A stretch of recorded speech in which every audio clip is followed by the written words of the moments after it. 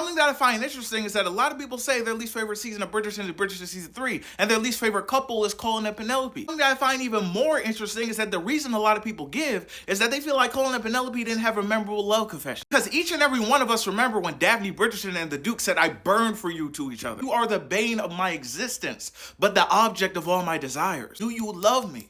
From the moment you climbed over that wall. But some people feel like Colin and Penelope aren't as buzzy as the other Bridgerton couples, and we never got a love confession from them that sticks with us the same type of way. Which I do personally have to disagree, because it did hit for me, and I do think about when Colin looked at Penelope and said, "Feelings of dreaming and thinking of you, and in fact preferring being asleep, because that is where I might find you." As someone that personally loves Colin and Penelope and their relationship, I wanted to come on here and give a different perspective, because they may not have given us the buzzy lines that aren't ingrained in our brain that we remember word for word. The greatest lesson we learned from Bridgerton is that every couple is not the same. Why are we acting like that Colin and Penelope didn't give us nothing, no memorable moments? Because some couples are more about words, other couples are more about actions. I may not remember word for word everything that they said to each other, but I will never forget the moment when Penelope reached out her hand and brushed Colin's face. Both of them looking awestruck, like they can't believe this moment is happening, that it's real, because they can't. Both of them have dreamed for each other, longed for each other for so long that they had to take a minute to believe that this is reality. I will never forget Colin taking Penelope in front of that mirror.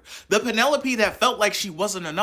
The Penelope that felt invisible. Penelope that no one in those rooms saw. The Penelope that felt like she had to change herself or be a different person to find the love of her life. And Colin taking Penelope in front of that mirror and saying everything that he loves about her, that he loves her the way she is. I may not remember what he said word for word verbatim, but I could never forget this moment. I will always remember Colin and Penelope laughing in that carriage after having that moment, because at the end of the day, the biggest thing about their relationship is that they started off as friends. I'll always remember Colin and Penelope dancing before they were about to get married, and it being like when they're together, the whole world disappears. Don't get me wrong, I love all these Bridgerton couples in these moments, and the feelings that they made me feel when they confess their love through words. And absolutely, words are important in relationships. It's also said that actions can say things of 1,000 words.